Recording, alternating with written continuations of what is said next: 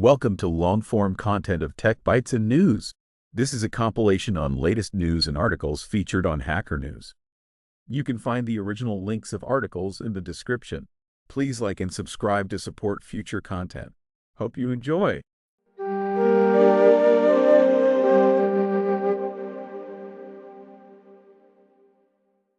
Welcome to Tech Bytes and News, your daily roundup of articles featured in Hacker News. Today we're diving into a fascinating post about building a collaborative text editor using LLMs and the unexpected debugging journey it entailed.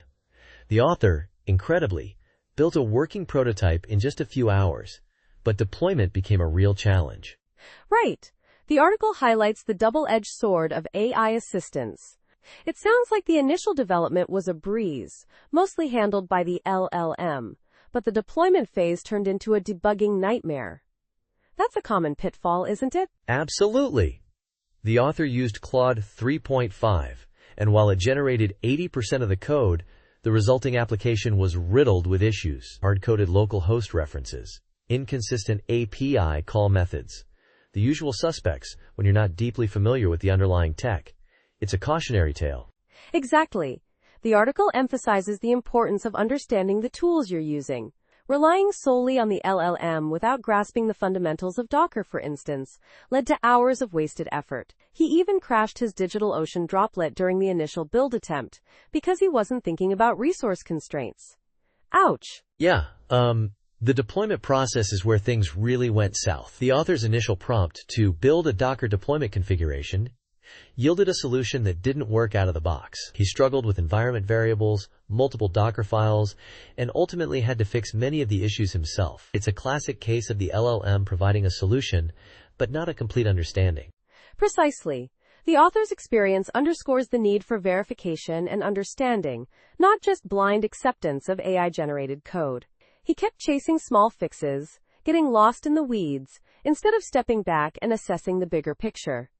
That's a crucial lesson. He even mentions getting on tilt, that feeling of being so close to a solution that you keep pushing, even when it's unproductive. It's a common experience for developers, and it's amplified when you're relying on an AI that's not giving you the complete picture. It's a reminder to take breaks and approach problems with fresh eyes. I see. The article concludes with 3 key lessons. Embrace incrementalism but maintain perspective, combat tunnel vision, and understand the underlying technologies. Those are all incredibly valuable takeaways, especially in the context of using LLMs for software development.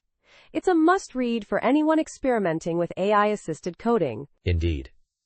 The author's honesty about his struggles and the lessons learned make this post incredibly insightful. He even launched the app, Code Scribble, which is a testament to his perseverance. It's a great example of how AI can accelerate development, but also how crucial human expertise and understanding remain. A great reminder to always check your work. Totally. And it's a reminder that even with AI, the human element, the problem-solving skills, the ability to step back and see the bigger picture, remains essential. It's not about replacing developers, but augmenting their capabilities. A powerful message. Thanks for joining us on Tech Bytes and News. We hope you found this discussion insightful. Remember to check out Code Scribble and let us know your thoughts. Goodbye for now. Bye-bye. Welcome to Tech Bytes and News, your daily roundup of articles featured in Hacker News. Today, we're diving into a truly bizarre, yet fascinating project. The Steam Brick. It's a modded Steam Deck, stripped down to its bare essentials. Imagine a handheld gaming PC, but without the screen or controllers. Whoa, that sounds intense. So what motivated this radical redesign? The creator, let's call him the Brickmaster, found the Steam Deck too bulky for his backpack. He frequently used it with AR glasses, or a TV anyway, so he reasoned, why not remove the unnecessary parts? Pure genius or pure madness? Definitely leans towards madness, but I'm intrigued. How did he even pull this off? Did he just, rip everything out? Not quite. He meticulously followed iFixit's Steam Deck repair guides, carefully disconnecting components from the motherboard. Surprisingly, the Steam Deck booted up even without a screen or controllers, outputting to a USB display. Amazing! Incredible! So he essentially created a portable Steam Deck core? What about the case? Yes. The case is a custom 3D- printed design. He used the Steam Deck's internal aluminum frame, modifying it to fit the bare motherboard. Clever. The final product is about a third the size of the original deck. Wow, that's tiny. But, what are the downsides? I mean, no screen, no controllers. It sounds incredibly inconvenient. You're right. There are some significant drawbacks. Accessing the BIOS is impossible without the plus button, and there's no power indicator light. It's a bit of a gamble, really. But the Brickmaster's goal wasn't convenience. It was portability. He wanted something he could easily toss into a bag without worrying about damage. I see. So it's a trade-off between size and usability. Interesting. Did he mention any future plans, maybe making it more user-friendly? He's open to expanding the project, possibly creating a more detailed guide. He also provided STL files for the 3D- printed case, so others can try their hand at building their own Steam Brick. But remember, this is a high-risk endeavor. You could easily brick your Steam Deck. Definitely not for the faint of heart. It's a testament to the modding community, though. The sheer audacity of it all is impressive. Absolutely. It's a reminder that sometimes the most interesting projects are born from seemingly terrible ideas. And that's it for today's Tech Bytes and News. Thanks for listening, and have a great day. Goodbye. Bye-bye. Welcome to Tech Bytes and News, your daily roundup of articles featured in Hacker News. Today, we're diving into a fascinating paper on incentivizing reasoning in LLMs, DeepSeek-R1. It's a really exciting development, wouldn't you say? Absolutely. The abstract mentions two models, DeepSeek R10 and DeepSeek R1. What's the key difference between them? Right, so DeepSeek-R10 is the groundbreaking one. It's trained purely with reinforcement learning, no supervised fine-tuning whatsoever. Think of it as learning to reason from scratch, purely through trial and error. Wow, that's a bold approach. So it learns entirely through RL? No prior knowledge or guidance? Exactly. And surprisingly, it develops impressive reasoning abilities. But there are some quirks. The paper mentions issues with readability and language mixing. I see. So DeepSeek R10 is like a raw, untamed genius, full of potential but needing refinement? Precisely. That's where DeepSeek R1 comes in. It builds upon R10, adding multi-stage training and a cold start data phase before the RL. This helps address the readability and language issues. So essentially, they're taking the raw power of R10 and polishing it to make it more usable? A bit like taking a rough diamond and cutting it to reveal its brilliance? Exactly. And the results are impressive. The paper claims DeepSeek R1 achieves performance comparable to OpenAI's own 11217 on reasoning tasks. That's a significant achievement.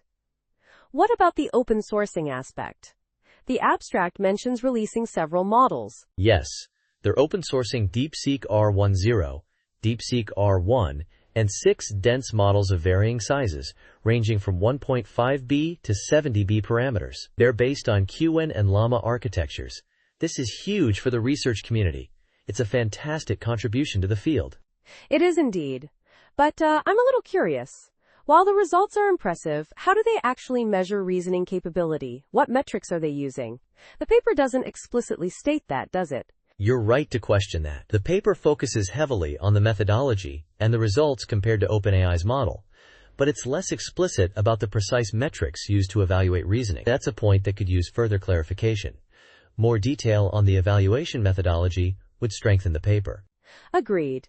It's crucial to understand how they're defining and measuring success. But overall, this is a very exciting development. The open sourcing aspect alone is a major contribution. Absolutely. The availability of these models will undoubtedly accelerate research in LLM reasoning. This is a significant step forward in the field. Definitely. It's great to see such progress in this area. Thanks for breaking down this fascinating paper for us. My pleasure. And to our listeners, thank you for tuning in to Tech Bytes and News. We hope you found this discussion insightful. Have a great day. Bye-bye. Welcome to Tech Bytes and News, your daily roundup of articles featured in Hacker News. Today, we're diving into the fascinating YC graveyard, a comprehensive list of inactive Y Combinator startups. It's a sobering, yet insightful, look at the realities of the startup world, isn't it? Absolutely. It's a bit like a digital archaeological dig, revealing the successes and failures of hundreds of companies. What struck you most about the sheer volume of companies listed? I mean, 821 inactive startups across 39 batches. That's a lot of ambition and a lot of lessons learned. Yeah, the scale is staggering. It really underscores the high-risk, high-reward nature of the startup game. It's not just about a great idea. It's about execution, timing, and a whole lot of luck. Precisely. And the diversity of industries represented is also noteworthy. From insurance to gaming, it's a microcosm of the tech landscape. This suggests that failure isn't confined to specific niches. It's a universal challenge. I see. Interesting. That's a really important point. It's easy to think that certain sectors are inherently more stable or less risky, but this data shows that's not necessarily true. Even well-established industries are susceptible to disruption and failure. Right. And looking at the data, many of these companies seem to fall under the uncategorized umbrella. Does this suggest a lack of clear market definition or perhaps a broader issue with early-stage company categorization? That's a good question. It could be a combination of factors. Perhaps some companies were too early to market, or their initial vision evolved significantly, making initial categorization inaccurate. Or maybe the categorization itself is just too broad. It's definitely something to consider. Absolutely. It highlights the challenges of defining a startup's market fit, especially in the early stages. A shifting landscape can quickly render a seemingly solid plan obsolete. Exactly. And the YC graveyard isn't just a list of failures. It's a resource. It allows us to analyze trends, identify common pitfalls, and learn from the mistakes of others. It's a valuable data set for aspiring entrepreneurs. It's a bit like studying historical battles. You can learn a lot from the losers. I couldn't agree more. It's a powerful reminder that even with the best resources and mentorship, success in the startup world is far from guaranteed. But the lessons learned from these failures are invaluable.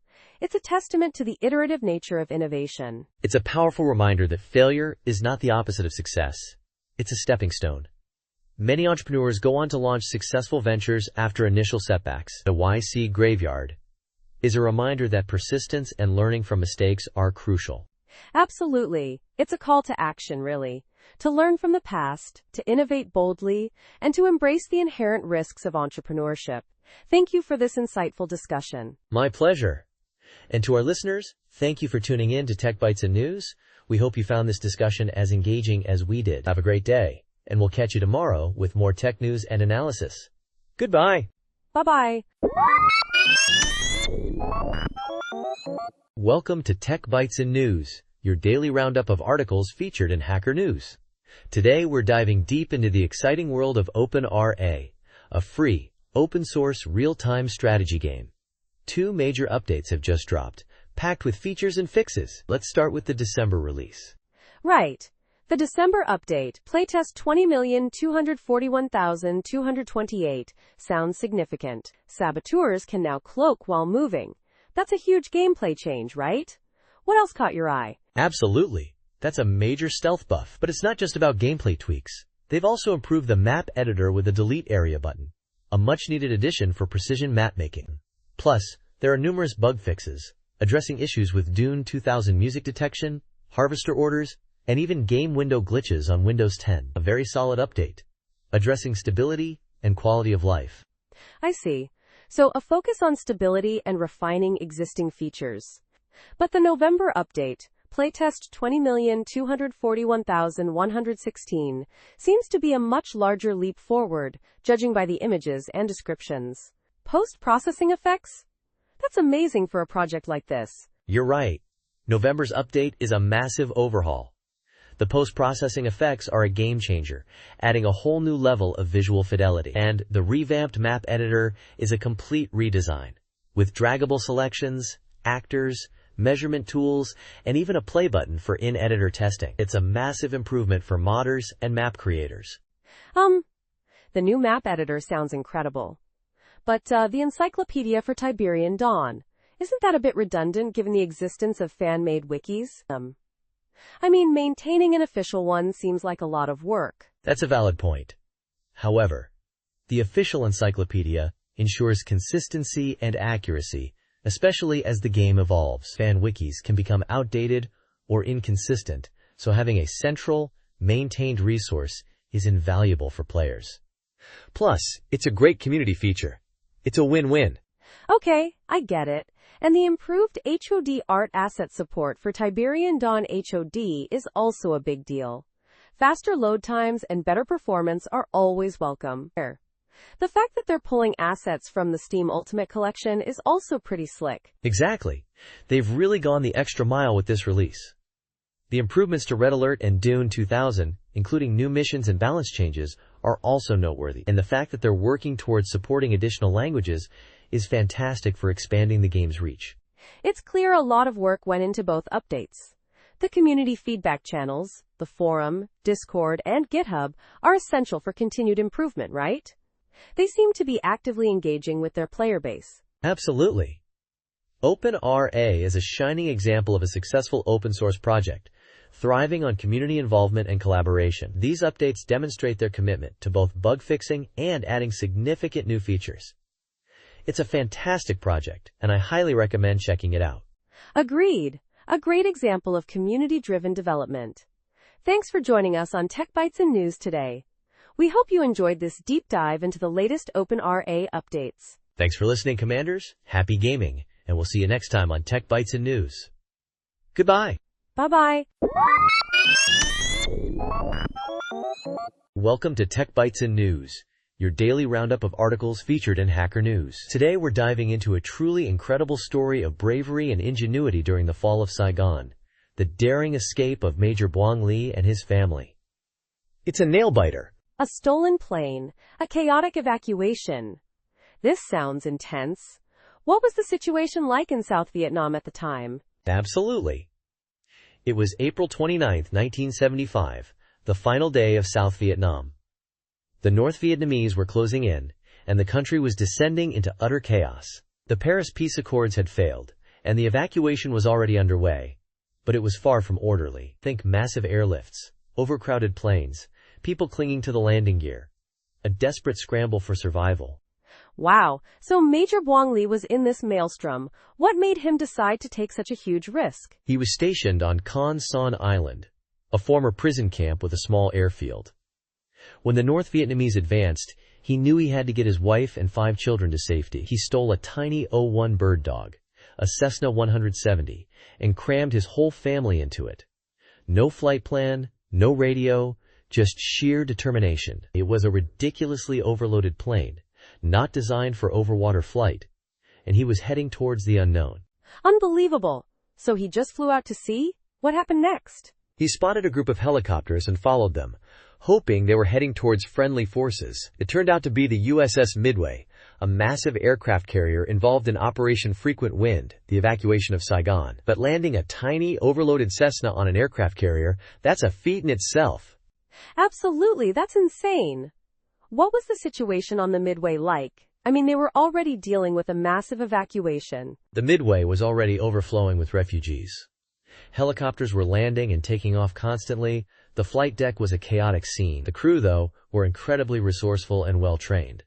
They were used to handling high-pressure situations, but this was something else entirely. They were dealing with thousands of evacuees, many of them traumatized and in need of medical attention. So how did they handle the situation with Major Buang Lee's plane?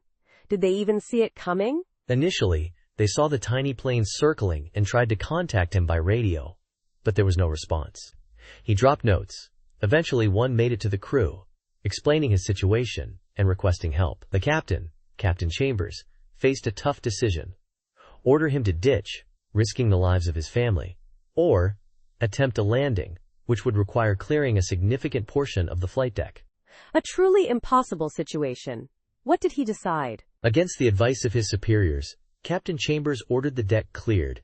He had several helicopters pushed overboard to make room for the Cessna. I mean, think about that decision. Sacrificing millions of dollars worth of equipment to save a family. It was a monumental risk, but he chose to prioritize human life. Incredible. And the landing itself? It was a picture-perfect landing, considering the circumstances. The crew rushed to secure the plane, and the Buang family was safely evacuated. It was a truly remarkable moment of human resilience and cooperation under extreme pressure. It's a testament to the courage of Major Buang Lee and the incredible resourcefulness of the USS Midway crew. A truly inspiring story. Absolutely.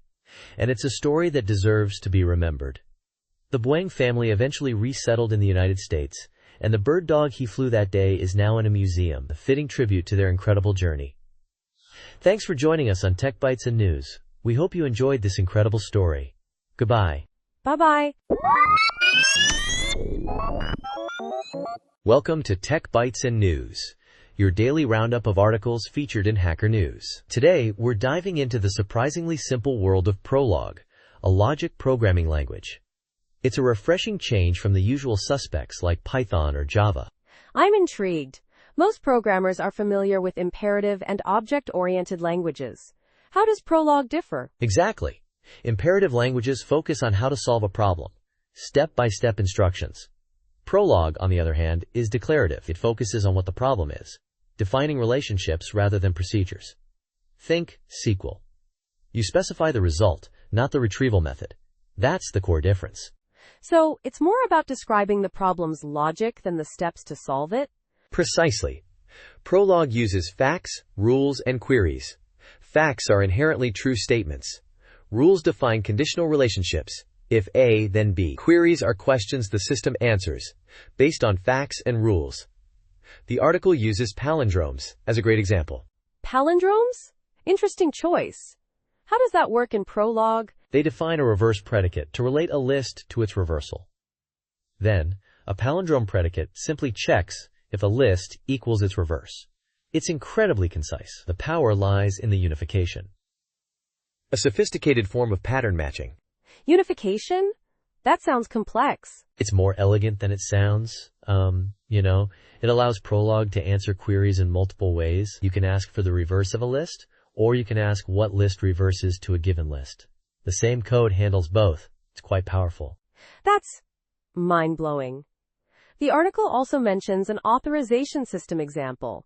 How does Prolog handle that? Instead of classes and objects like in Kotlin, Prolog uses predicates to define relationships, user role, and role right. The authorized predicate then combines these to check if a user has a specific right. It's remarkably compact.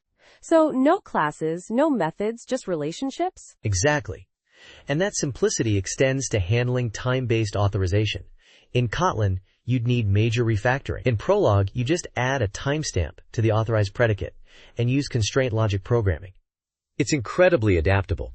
But isn't Prolog harder to learn because it's so different? That's a valid point. It definitely has a steeper learning curve.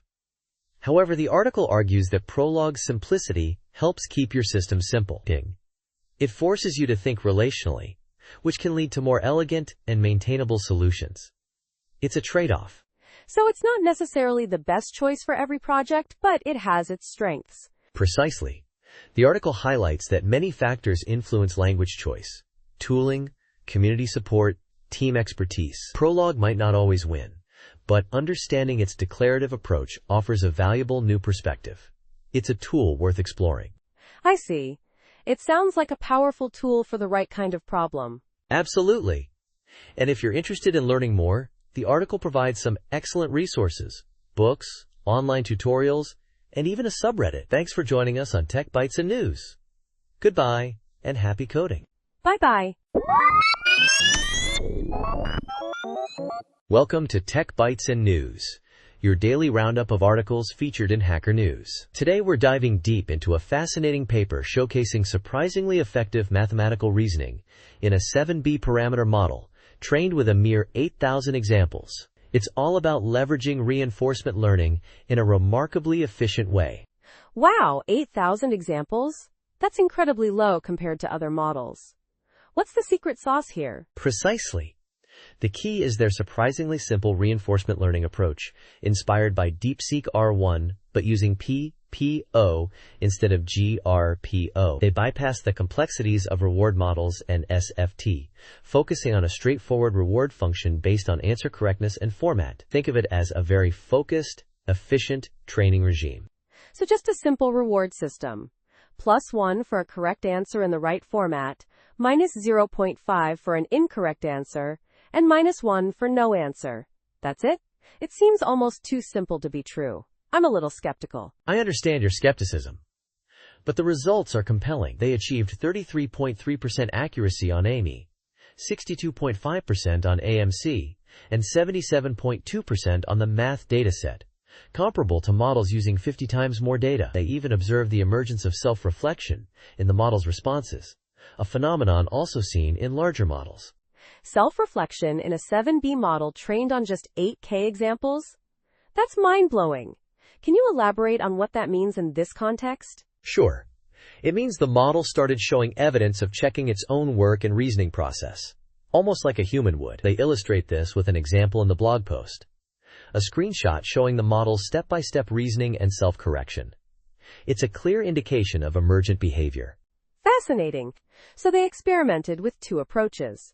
Simple RL0, training directly from the base model, and Simple RL, adding a long context SFT, supervised fine-tuning, step beforehand. What were the differences in performance? Simple RL0, the direct RL approach, already yielded impressive results. But Simple RL, with the SFT warm-up, showed even better performance on some benchmarks, surpassing even the EURUS 2-7B' model in certain cases. However, the improvement wasn't as dramatic as one might expect, given the use of a much larger 32B model for distillation in the SFT stage. That's interesting. It suggests that the Simple RL approach itself is incredibly powerful, even without the SFT pre-training. Perhaps the SFT data wasn't perfectly aligned with the smaller model's capabilities? Or maybe the RL training overrode some of the SFT's learned patterns? Exactly. They observed a temporary decrease in response length at the beginning of the RL training in both scenarios, suggesting the model was discarding less efficient reasoning patterns learned during the SFT stage, or even in the base model, and then developing its own more effective strategies. It's a testament to the adaptability of RL. This research really highlights the potential of simple, efficient approaches in achieving remarkable results. The fact that they've open-sourced their code is also a huge contribution to the community. It opens up exciting possibilities for further research and development. Absolutely. This work challenges the conventional wisdom that massive datasets and complex architectures are always necessary for advanced reasoning capabilities. It's a powerful demonstration of the potential of reinforcement learning, especially when combined with a well-designed, albeit simple, reward function. And that's all the time we have for today. Thanks for joining us on Tech Bytes and News. Goodbye. Bye-bye. Welcome to Tech Bytes and News, your daily roundup of articles featured in Hacker News. Today, we're diving deep into a fascinating discovery about the Macintosh Classic 2 and an undocumented 68030 instruction. Get ready, because this is a wild ride. I'm all ears. This sounds incredibly niche, but I'm intrigued. What's the core issue? It all started with MAME, the emulator. Someone was working on a keyboard shortcut fix, Command plus Power, for MaxBug, a debugging tool, but the Classic 2 only booted correctly in 24-bit addressing mode, not 32-bit, which is needed for MaxBug. In 32-bit mode, it just showed the infamous sad Mac. A sad Mac, the classic sign of a system crash. So, a bug in MAME, right? Initially, that's what they thought. But it turned out to be much more interesting. The problem wasn't in MAME itself, but in the Classic 2's ROM. A bus error was occurring, pointing to an invalid memory address access. They used MAME's debugger to trace the error back to a routine called _install sound int handler. So, a sound issue causing a system crash? That's unusual. Exactly. The code jumped to a section meant for sound initialization on the V8 chip, a chip similar to the one in the Macintosh LC, even though the Classic 2 uses a different chip, the Eagle. This jump was based on a box flag variable, identifying the specific Mac model. The Classic 2's box flag value, 17, caused the jump to go out of bounds, landing in the middle of an instruction. Wait, landing in the middle of an instruction? That's unexpected. What happened then? That's where it gets crazy. The CPU encountered a sequence of bytes that resembled a compare and swap, CAS, instruction, but with some bits incorrectly set. It's an undocumented instruction. Disassemblers couldn't even parse it properly. This is where the magic happens. An undocumented instruction? This is getting really interesting. What did this instruction do? On real hardware, this invalid instruction mysteriously modified the value of register A1, which held an invalid address. A1 was changed to a valid address, preventing the crash.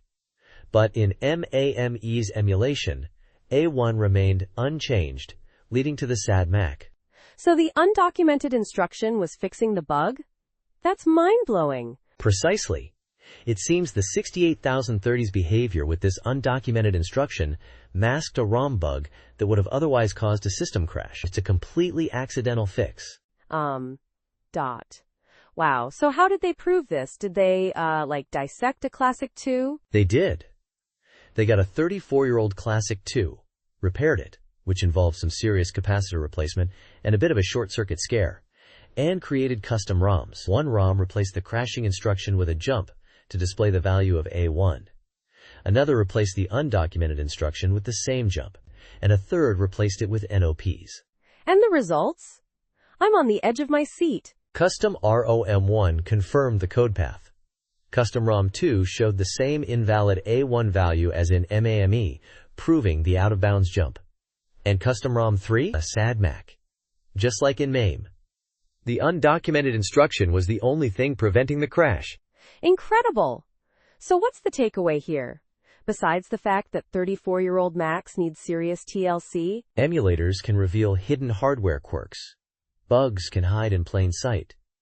And sometimes, a completely accidental fix is the best kind of fix. Plus, we now know about a completely undocumented 68030 instruction. This changes everything. This is amazing. Thanks for sharing this incredible story. It's a testament to the power of curiosity and persistence. You're welcome. And that's all the time we have for today's Tech Bytes and News. Thanks for listening, and we'll see you next time. Goodbye. Bye-bye. Welcome to Tech Bytes and News, your daily roundup of articles featured in Hacker News. Today, we're diving deep into the fascinating world of HTML elements. Get ready, because we're about to explore over 100 of them. Whoa, 100? That's intense. I'm already feeling a bit overwhelmed, but let's do this. What's the main idea here? The core concept is simple yet powerful. This web page uses every single HTML element. It's a comprehensive demonstration showcasing their functionality and usage. We'll be looking at headings, lists, block quotes, figures, emphasis tags, and so much more. Okay, I'm following. So it's not just a list, but a functional example of all these elements in action? That's clever. Exactly. It starts with the basics. Headings. 2, neatly grouped within an, then we move on to lists. Unordered, ordered, description, din, and even the less common element.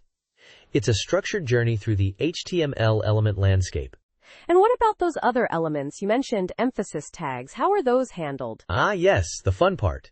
We've got O, less than sub greater than, less than greater than, and all demonstrating different ways to emphasize or modify text. There's even and for handling bidirectional text, which is pretty neat. Bidirectional text?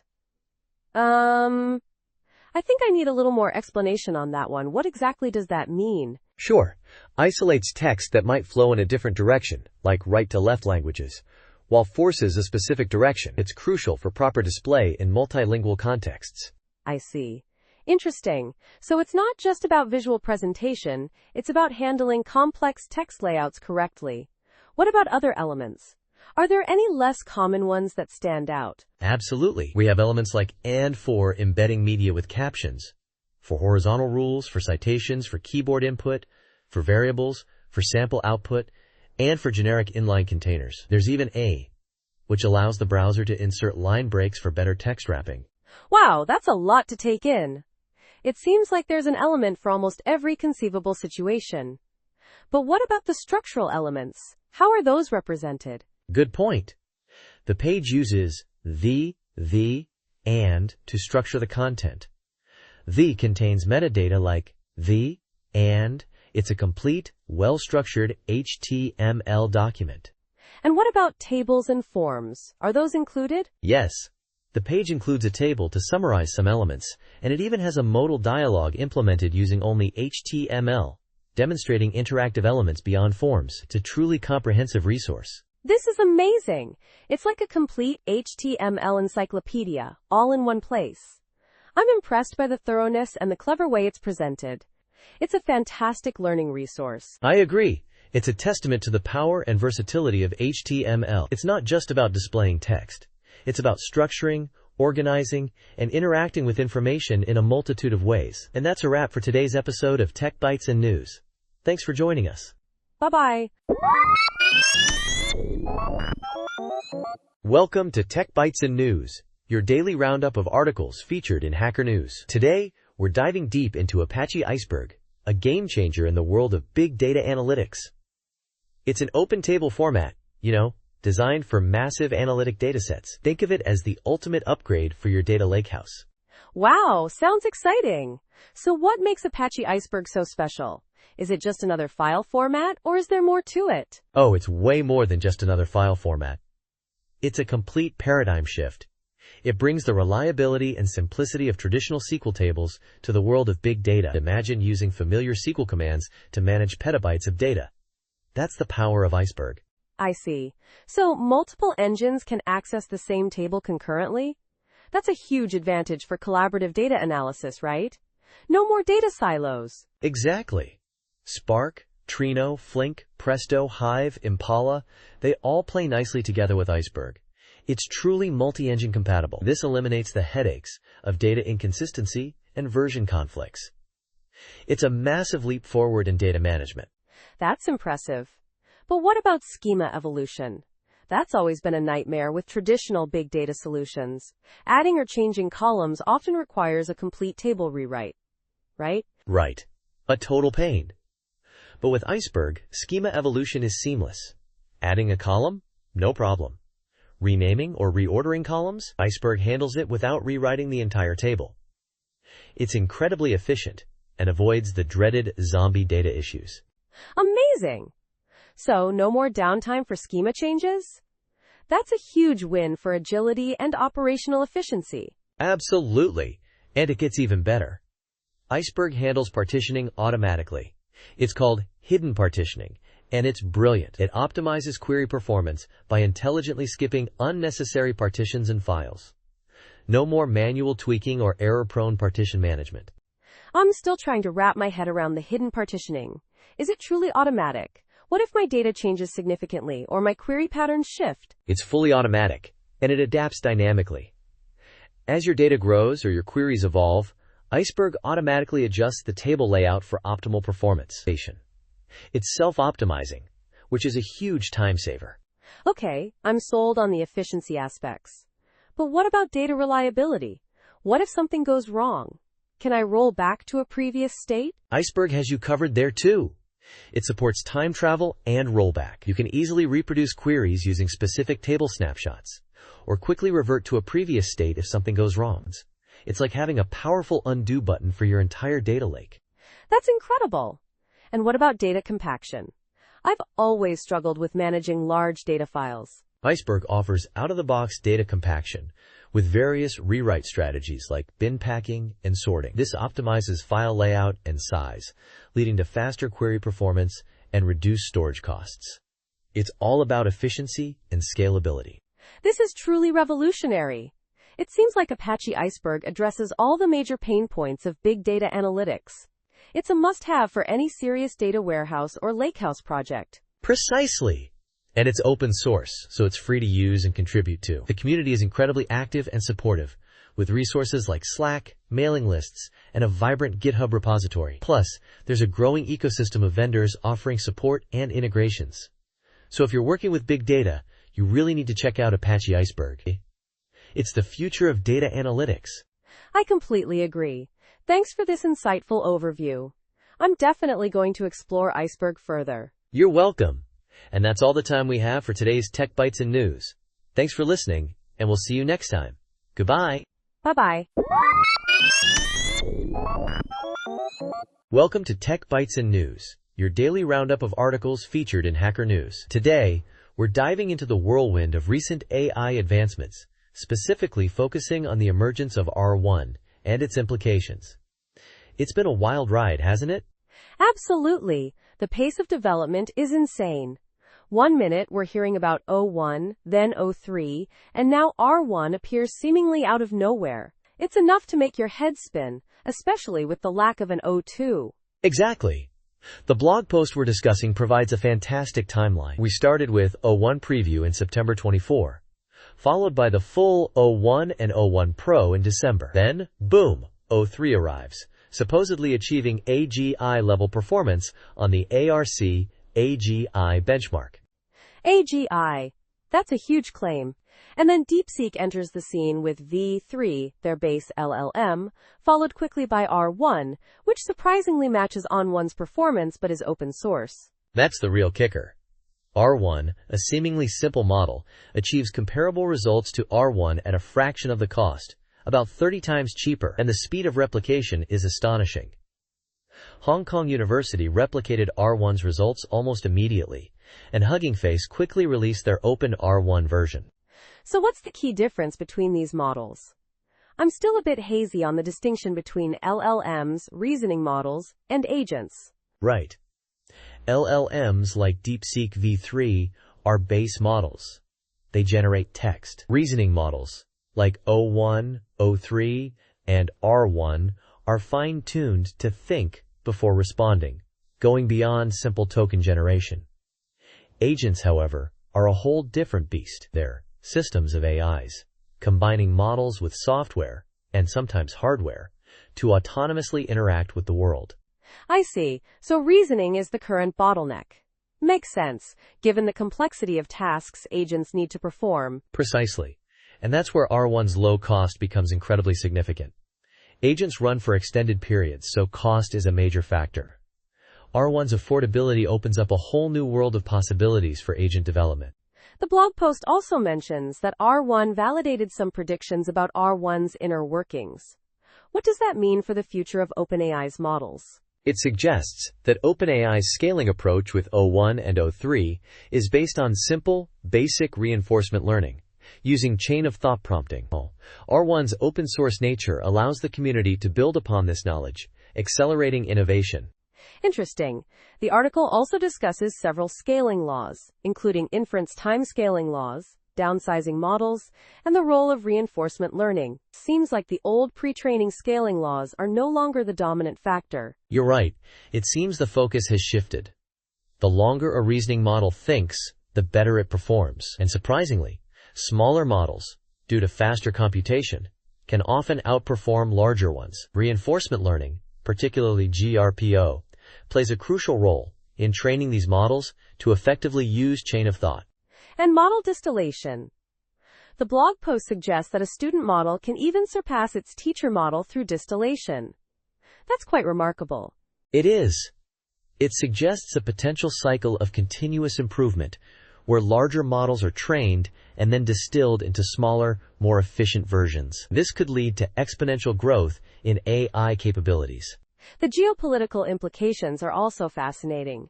The author coined the term distilling for unauthorized model distillation. The competition between the US and China in AI development is intense. Absolutely. The race is on, and the stakes are incredibly high. The author suggests that AI's capabilities will soon increase at an exponential rate, making the political and geopolitical implications even more significant. So in conclusion, R1 isn't just another model, it's a game changer. It provides clarity, accelerates innovation, and points towards a future of rapidly advancing AI capabilities. It's a dizzying but exciting time to be in the field. Precisely. Thanks for joining us on Tech Bytes and News. We hope you found this discussion insightful. Until next time, goodbye. Bye-bye. Welcome to Tech Bytes and News, your daily roundup of articles featured in Hacker News. Today, we're diving deep into a fascinating debugging saga involving a particularly elusive bug, error-22, encountered in embedded software. It's a real whopper of a story. I'm all ears. What was the initial problem? Sounds like a challenge. Absolutely. The client, using an NRF 9160 microcontroller with an LTE modem, experienced intermittent failures. The error, NRF error, -22, appeared randomly, triggered by seemingly insignificant code changes. Even changing a line number could cause it. Crazy, right? Incredible! So the first step was to try and replicate it, I presume? Exactly.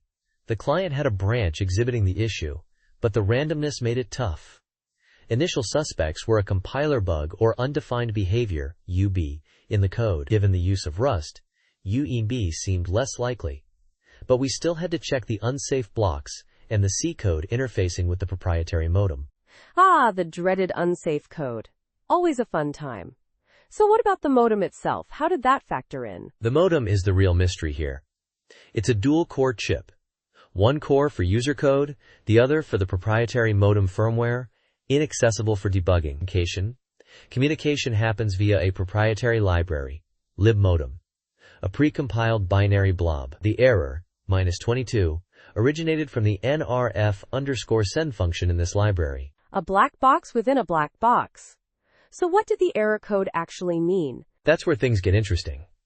The code, NRFEINVAL22, meant invalid argument, but the documentation for NRFSEND didn't list this error. It was an unexpected error, suggesting something was amiss. Fascinating. So what was the next step in this detective story? The initial investigation pointed towards a compiler bug, given the sensitivity to compiler versions. We checked newer nightly builds. The bug was present in the 5th of February 2024, but gone in the 6th of February 2024. Too many commits to review, though. So we shifted focus back to the error itself. Right, a compiler bug would be a nightmare to track down. So what did you find when you looked at the error again? We delved into the disassembly of libmodem, which, technically, violated Nordic's license. But hey, the debug info was all there. We found that NRFSEND simply called NRFCento, which used shared memory, and IPC for RPC calls. The error handling showed that error code 106, NRF_EFNO support, was being translated to -22. So the error wasn't actually -22, but a translation of another error? That's some serious sleuthing. Precisely. The error 106 pointed to an invalid input. We dumped shared memory contents, comparing working and broken versions. The difference? In the broken version, the RPC call had a null pointer and length 0, while the working version had valid values. Mind-boggling. Unbelievable. So where was the problem? Was it in the buffer handling? That's what we thought initially. The code looked fine, but adding black box, buffer, before getting the pointer and length fixed the issue. This suggested a compiler optimization gone wrong. The comparison of the binaries with and without black box was a grueling process, though. Oh dear. So what did you find when you compared the binaries? The assembly showed extra dereferences in the black box version. We looked at MIR and LLVMIR, but they were virtually the same. Then, the breakthrough. Black box moves the value, not taking a reference. This changed how the closure captured the buffer, adding an extra layer of indirection, explaining the extra dereferences. Amazing! So it was a compiler optimization issue, but indirectly caused by black_box? Not exactly. The black box just changed the program behavior enough to avoid the issue. The real culprit, the NRF modem_init function in libmodem, was using a pointer to a config struct field that went out of scope, leading to memory corruption. The stack layout was the key. Incredible! A simple pointer issue causing such havoc. And the solution? The solution was to make the config struct static, ensuring its lifetime extended beyond the NRF modem_init function. We also opened a ticket with Nordic to improve their documentation. The whole experience highlighted the benefits of Rust's memory safety features. It's a cautionary tale about the pitfalls of C in embedded systems. A truly remarkable story. Thanks for sharing this thrilling debugging adventure. It's a testament to perseverance and the power of careful analysis. My pleasure. And remember, listeners, always keep your debugging tools updated. Until next time, goodbye from Tech Bytes and News. Bye-bye. Welcome to Tech Bytes and News, your daily roundup of articles featured in Hacker News. Today, we're diving into SQLook, a seriously cool, retro-styled SQLite database manager. It's got that classic Windows 2000 vibe, but with all the modern features you'd expect. Amazing! Right, I saw the screenshots. It's a total throwback. But what makes it more than just a pretty face? What are the core functionalities? Well, at its heart, it's a full-fledged SQLite manager. You can create, open, and export databases with ease. It's got a visual database structure viewer, so you can see everything laid out nicely. Plus, real-time database statistics? Super handy. I see. So it's not just about looking good, it's about efficient database management. What about the query tools? Are they as impressive? Absolutely. It boasts an interactive SQL query editor with query history tracking, formatting tools, and multiple export options. CSV, JSON, even SQL itself. It's got a really nice query helper too, with common templates, examples, and syntax highlighting. Very helpful for beginners and experts alike. That's impressive. But what about data entry? Is it just manual input, or are there any automated features? Oh, it's got a fantastic table generator. You can visually create tables, use pre-built templates, and even generate sample data. It handles foreign keys, lets you specify the number of rows, and even includes options for unique values and NUL values.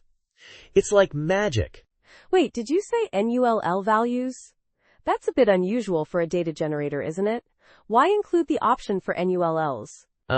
Yeah, it's a great point. It's not typical, but it's useful for testing purposes, to simulate real-world scenarios where data might be missing. It adds realism to the generated data. Good catch. Makes sense. So what's under the hood?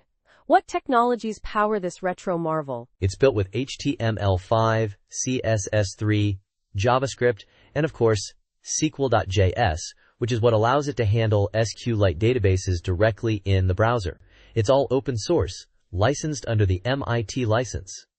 Pretty neat. And they even included a sample database, the Chinook database, to help users get started. That's a thoughtful touch. Exactly. It's a digital media store database. Artists, albums, tracks, the whole shebang. A perfect way to test out all the features. It's a great example of how SQLook can be used. I'm really impressed. Overall, SQLook seems like a fantastic tool. The combination of a retro aesthetic with modern functionality is a winning formula.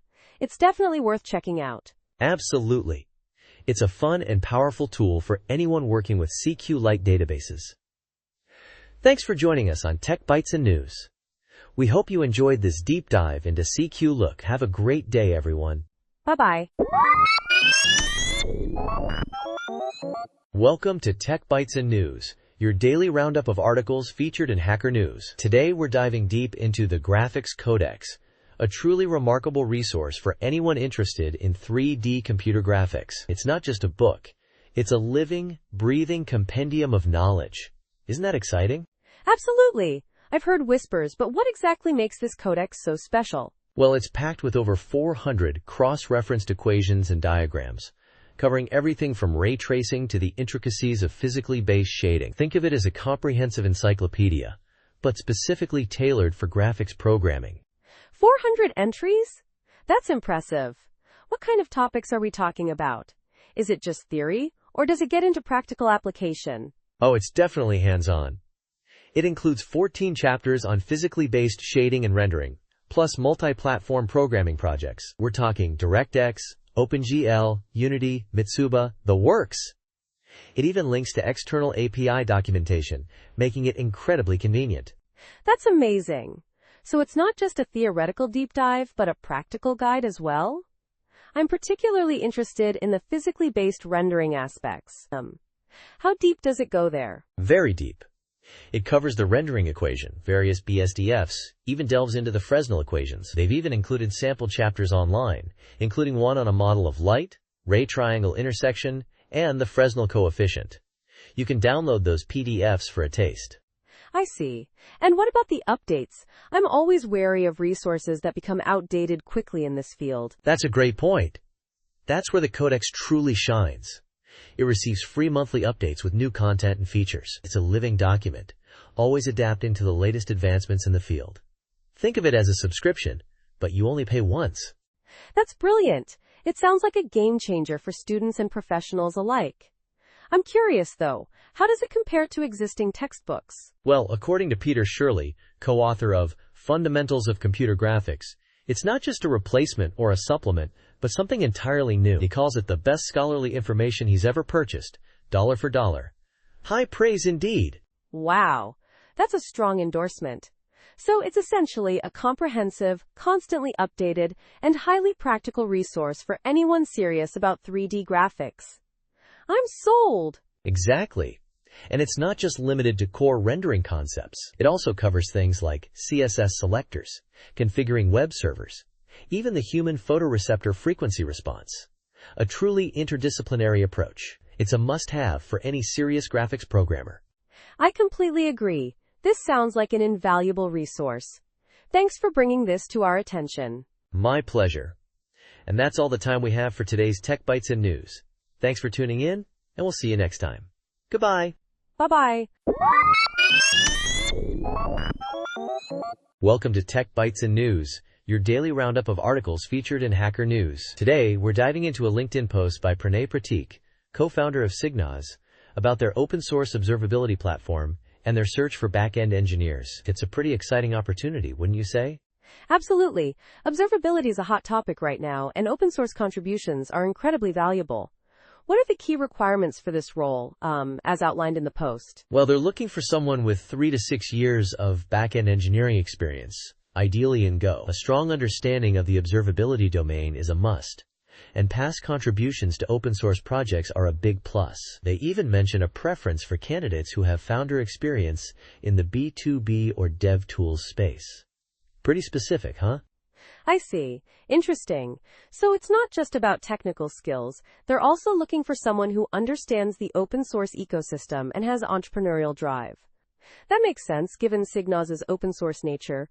What about the day-to-day responsibilities? Yeah, it's a pretty comprehensive role. They'll be owning the product research and development lifecycle, with a key performance indicator focused on increasing Signaz's adoption within the open source community. This involves managing the product roadmap, developing features to improve user experience, and creating technical content and integrations.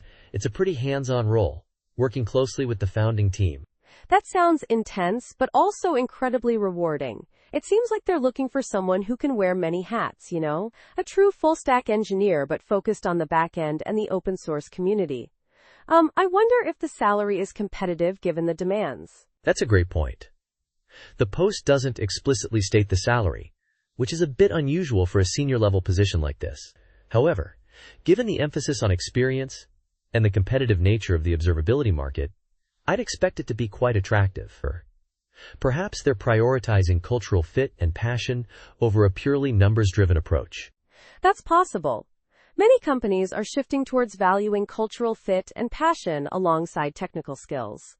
It's a smart strategy, especially for attracting top talent in a competitive field like this. So overall, what's your take on this opportunity? I think it's a fantastic opportunity for the right candidate. It's a chance to work on a cutting-edge technology, contribute to a thriving open-source community, and have a significant impact on a growing company. The requirements are demanding, but the potential rewards are equally significant. It's definitely worth considering for any back-end engineer with a passion for observability and open source. I completely agree. It's a chance to be part of something bigger than just a job. A chance to shape the future of observability. Thanks for breaking down this exciting opportunity for us. We'll keep an eye on Signaz's progress. My pleasure. And to our listeners, thank you for tuning in to Tech Bytes and News. We hope you found this discussion insightful. Have a great day, and we'll catch you on the next episode. Bye-bye. Welcome to Tech Bytes and News, your daily roundup of articles featured in Hacker News. Today, we're diving deep into a fascinating exploration of anomalous tokens within the DeepSeek V3 and R1 large language models. It's a wild ride. Anomalous tokens? Sounds intriguing. So what exactly are these glitch tokens and why are they important? Exactly. These are tokens that cause the LLM to behave erratically, producing unexpected outputs. Think of them as glitches in the system, causing the model to deviate from its normal text processing. The author, Henry, builds on previous work documenting this phenomenon in GPT-2 and GPT-3, but focuses on DeepSeek, a particularly interesting open-source model. I see. So how did Henry go about finding these anomalous tokens in DeepSeek? It sounds like a massive undertaking. It was. He started by extracting the vocabulary from DeepSeek's tokenizer, a huge list of 128,000 tokens. But here's the kicker. A significant portion of DeepSeek's training data is Chinese, leading to many tokens being broken UTF-8 characters, essentially unreadable gibberish. He had to aggressively filter these out, reducing the vocabulary to 70,698. Wow, that's a huge data cleaning step. So after cleaning, how did he identify the anomalous ones? He cleverly used DeepSeek's chat API. He repeatedly prompted the model to simply repeat each token, using slightly different phrasing. Tokens that were repeated incorrectly or produced unexpected outputs were flagged as anomalous. Ingenious, right? Absolutely. And what kind of unexpected outputs did he find? Did they all behave similarly? Not at all. Some tokens were unspeakable, only appearing meaningfully within larger strings. Others, which he calls fragment tokens, were parts of words, like vertisement, instead of advertisement. Then, there were tokens like NAMI, which produced a range of bizarre outputs, from Unicode symbols to acronyms and emojis, depending on the context. It's like the model had multiple personalities. That's wild. So it's not just about the token itself, but also how it interacts with the context? Precisely. The context heavily influences the output. For example, "nay" in isolation might produce gibberish, but within a sentence like, "Who is John Name?" it might be replaced with John McCain or other seemingly arbitrary names. It's fascinating how context-dependent these glitches are. And what about the other tokens he found? Were they all English words? No, far from it. A large number were non-English, many in Cebuano or other Filipino languages. These also exhibited strange behavior, sometimes translating into other languages, sometimes becoming completely random words. It really highlights the complexities of multilingual models.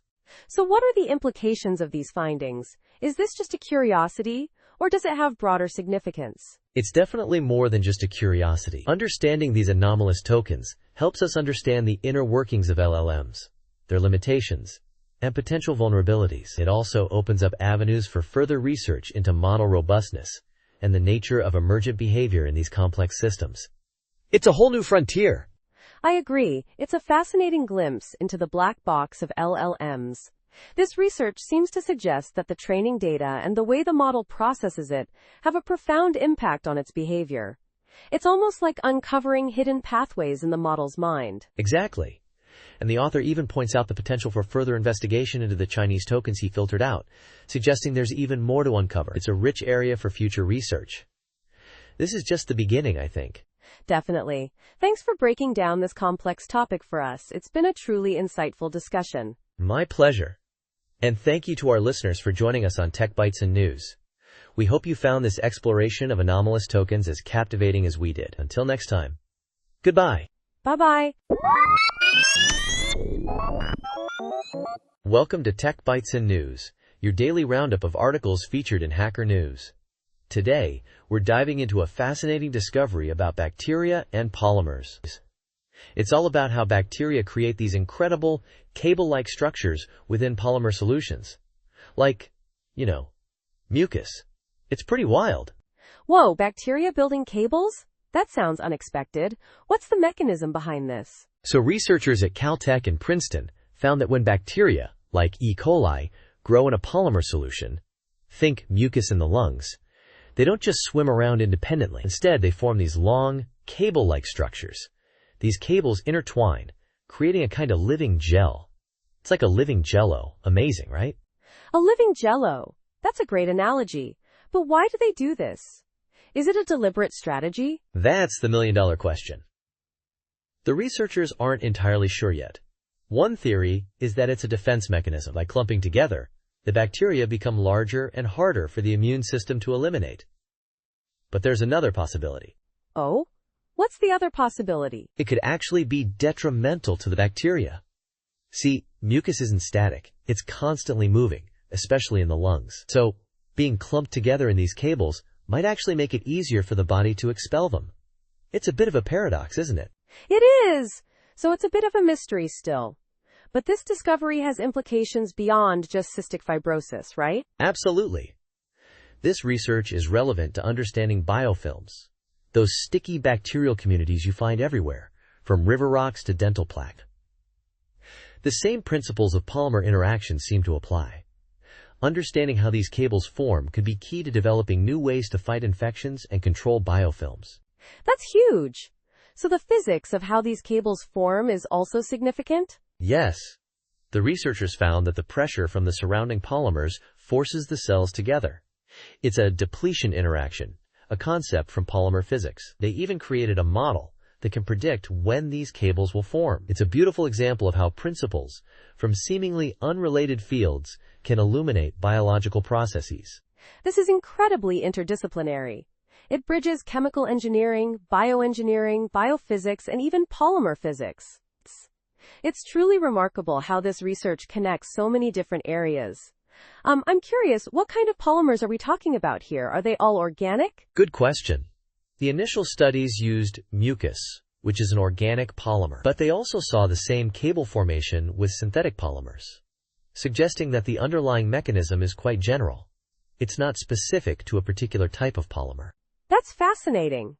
So the next steps are to figure out whether cable formation is beneficial or harmful to the bacteria, and to explore the implications for treating infections and controlling biofilms. This research opens up a whole new avenue of investigation. Exactly. It's a really exciting area of research, and this is just the beginning. We've only scratched the surface of understanding the implications of this discovery. It's a testament to the power of interdisciplinary research and the unexpected wonders we can uncover when we look closely at the natural world. Thanks for joining us on Tech Bytes and News. We hope you enjoyed this deep dive into the world of bacterial cables and living gels. Goodbye, and have a great day. Bye-bye. Welcome to Tech Bytes and News, your daily roundup of articles featured in Hacker News. Today, we're diving into a fascinating article about leveraging vector search to supercharge existing applications with AI. It's all about adding AI capabilities without a complete system overhaul. Exciting, right? Absolutely. The core idea is incredibly appealing. Instead of a massive replatforming effort, we can incrementally integrate AI features. That's a game changer. Precisely. The article highlights how, unlike the big data frenzy of a decade ago, where you needed entirely new platforms, now we can use existing applications and data. Think about it. We're talking about using enhanced SQL and APIs already built into modern database systems. Ingenious. So it's about leveraging existing infrastructure? That makes the whole process much more cost-effective and less disruptive, right? I'm curious about the performance benchmarks mentioned. 20 gigabyte per second I/O on a single VM? That's insane. Yeah, that's a significant achievement. The author achieved this using the Silk platform on Google Cloud.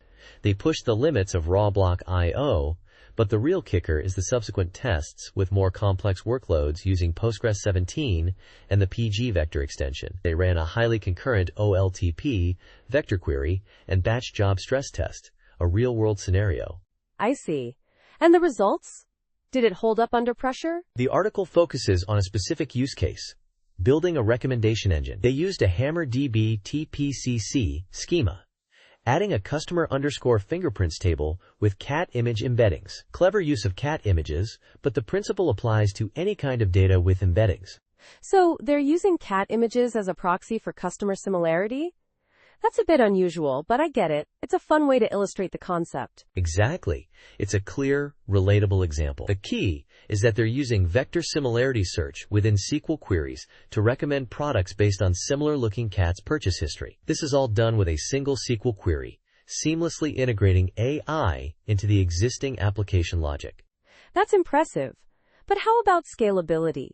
What about the performance of the recommendation engine itself? Doesn't running a complex multi-table join for every user visit sound inefficient? You're right to question that. To address this, they pre-computed the top purchases for each customer and stored them in a customer top items table. This pre-computation is a batch job, but the real-time recommendations are lightning fast thanks to this optimization. Ah, a classic space-time trade-off. Makes perfect sense. So they're essentially caching the results of the computationally expensive part of the query. Smart. Exactly. And the article goes into great detail about the database-level implementation, showing the SQL queries, execution plans, and even oxygen monosulfide-level I/O analysis using eBPF. It's a comprehensive deep dive into the technical aspects. This is really impressive. The article not only presents the concept but also provides a detailed technical walkthrough. It's a great example of how to practically implement vector search in existing applications.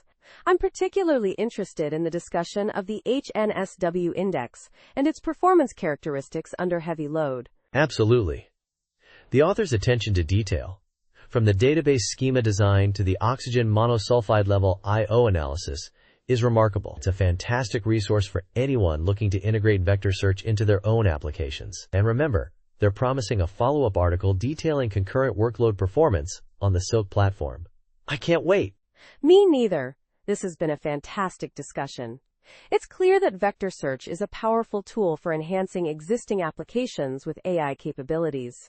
And this article provides a compelling case study and a practical guide for implementation. Indeed. Thanks for joining me on Tech Bytes and News.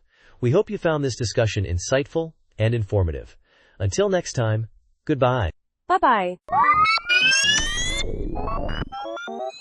Welcome to Tech Bytes and News, your daily roundup of articles featured in Hacker News. Today we're diving into a fascinating project, Wikinigma, a wiki dedicated to documenting fundamental gaps in human knowledge. The known unknowns, if you will. It's a truly unique resource. Wow, that sounds intriguing. So it's basically a collection of unsolved scientific and academic questions? Over 1,100 already, you say?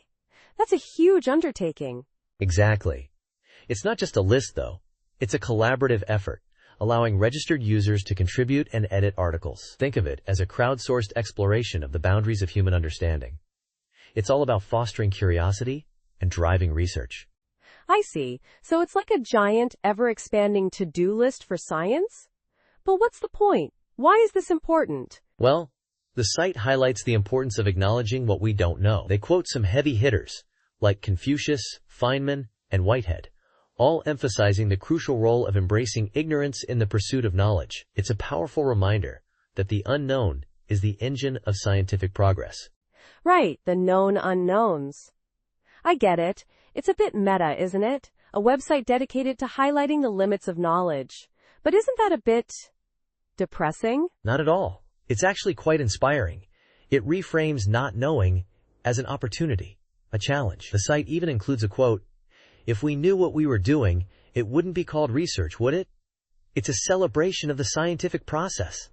That's a good point. It's about the journey, not just the destination. So how does it work practically? How do people contribute? Simple. You register, and then you can edit existing articles or add new ones. They even have a search function and a random article generator to help you explore. It's designed to be accessible on any device, although a larger screen is recommended for easier navigation. They're very upfront about that. That's pretty cool. It's open source, collaborative, and focused on a really important concept. It's almost poetic in a way, a testament to the ongoing quest for knowledge. Precisely. And it's worth noting that they don't use any tracking cookies. Privacy is clearly a priority for them, a refreshing change in today's digital landscape. It's a fantastic resource for anyone interested in science, research, or simply the vastness of the unknown. Definitely worth checking out. Thanks for bringing this to our attention.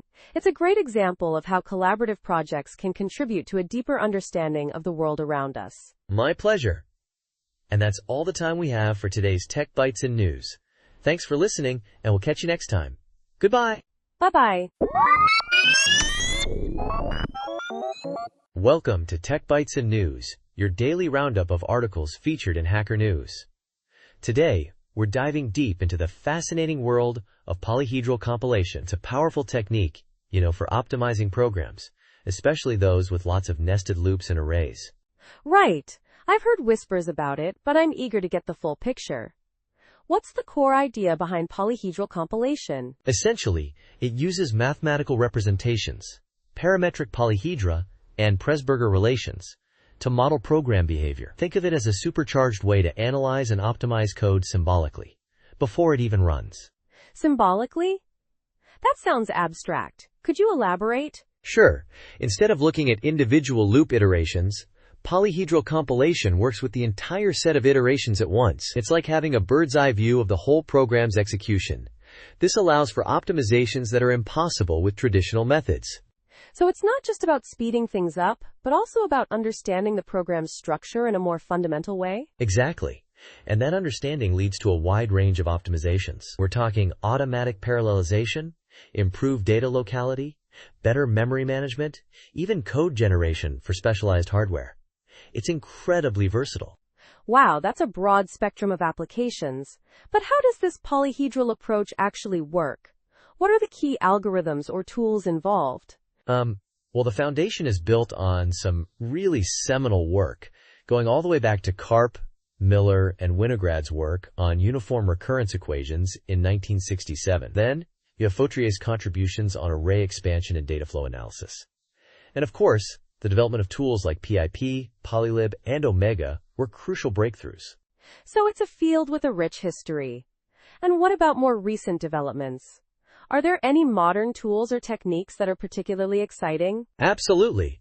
Tools like ISL, CLOOG, Pluto, these are all actively used and constantly evolving. Plus, the integration of polyhedral techniques into compilers like GCC and LLVM is a huge step forward, making these powerful optimizations accessible to a much wider audience. That's impressive. It sounds like polyhedral compilation is not just an academic pursuit anymore, but a practical technology with real-world impact. Precisely.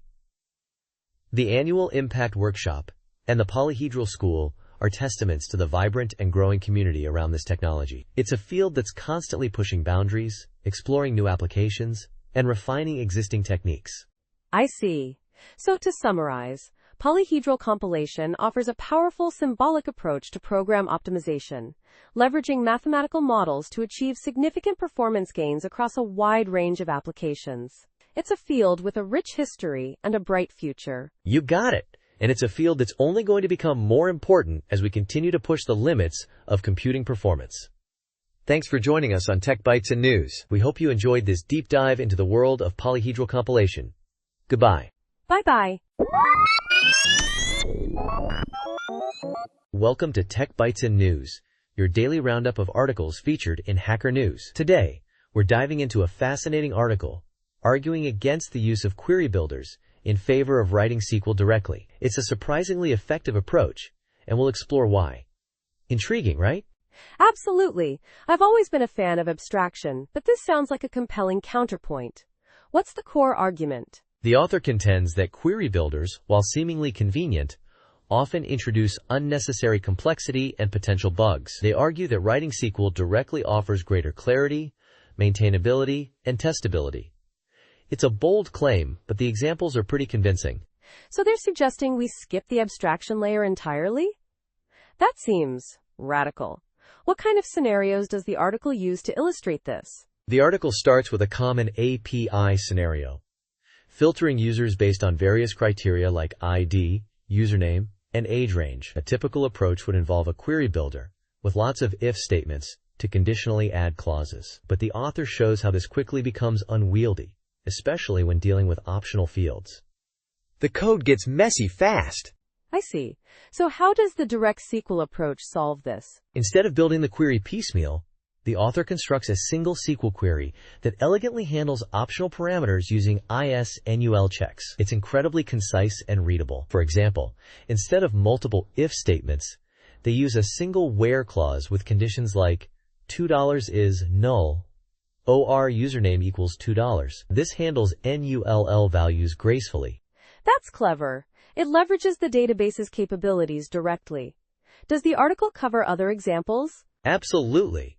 It tackles filtering with vec types, handling comma-separated values, and even pagination. In each case, the author demonstrates how direct SQL provides cleaner, more efficient solutions than the equivalent query builder code. They even show how to handle potential edge cases, like negative page numbers or overly large pagination limits, directly within the SQL.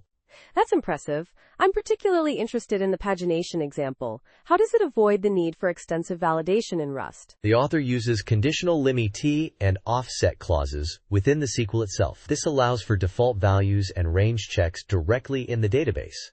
eliminating the need for separate validation logic in the Rust code. It's a beautiful example of shifting responsibility to where it belongs. So it's not just about cleaner code, but also about security and efficiency. By handling validation in the database, you reduce the attack surface and prevent potential errors. Exactly. And the article also covers update statements, showing how Coalesce can elegantly handle partial updates based on optional fields. It's all about leveraging the power of SQL to its fullest extent. I'm still a little hesitant. While I appreciate the elegance, isn't there a risk of losing some of the benefits of type safety and compile time checks that query builders offer? That's a valid concern. It's a trade-off. The author acknowledges this, but argues that the increased clarity and maintainability of direct SQL outweigh the potential downsides, especially in larger projects. Plus, good testing practices can mitigate the risk of runtime errors. I see. It's definitely food for thought. This approach seems particularly appealing for projects where database interactions are a significant part of the application logic. It could lead to significant improvements in code readability and maintainability. Precisely. The article concludes by emphasizing the benefits of directly using SQL, highlighting its conciseness, testability, and the ability to easily test queries directly within a database client like DataGrip. It's a compelling argument for a more direct approach to database interactions. Thanks for joining us on Tech Bytes and News. We hope you found this discussion insightful. Goodbye.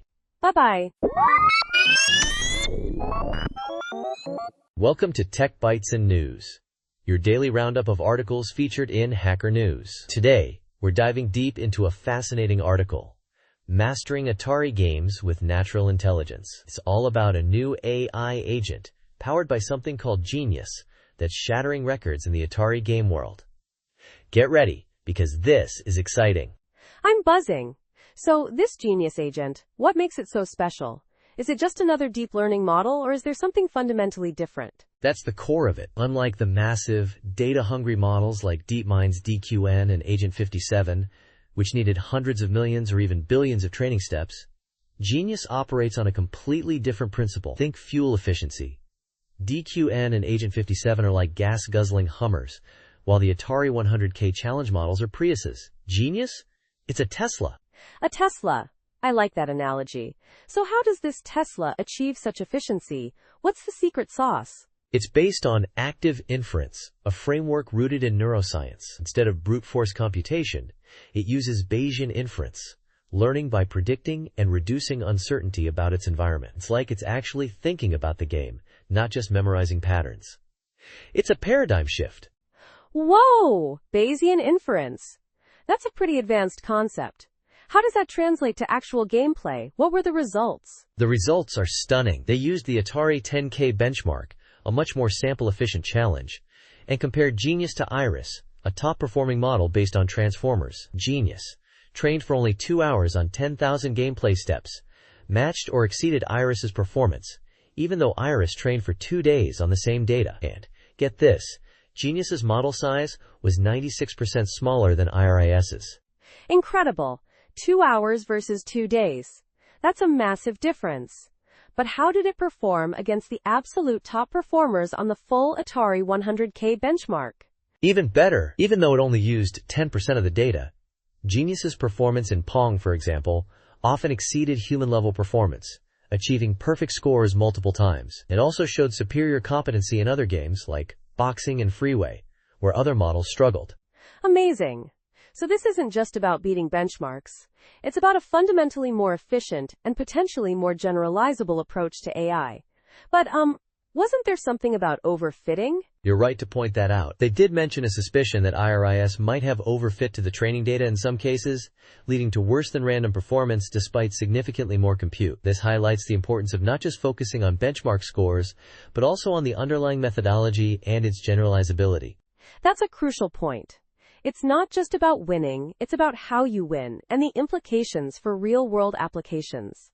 What are some of those implications, according to the article? The article argues that Genius's efficiency and explainability are game changers.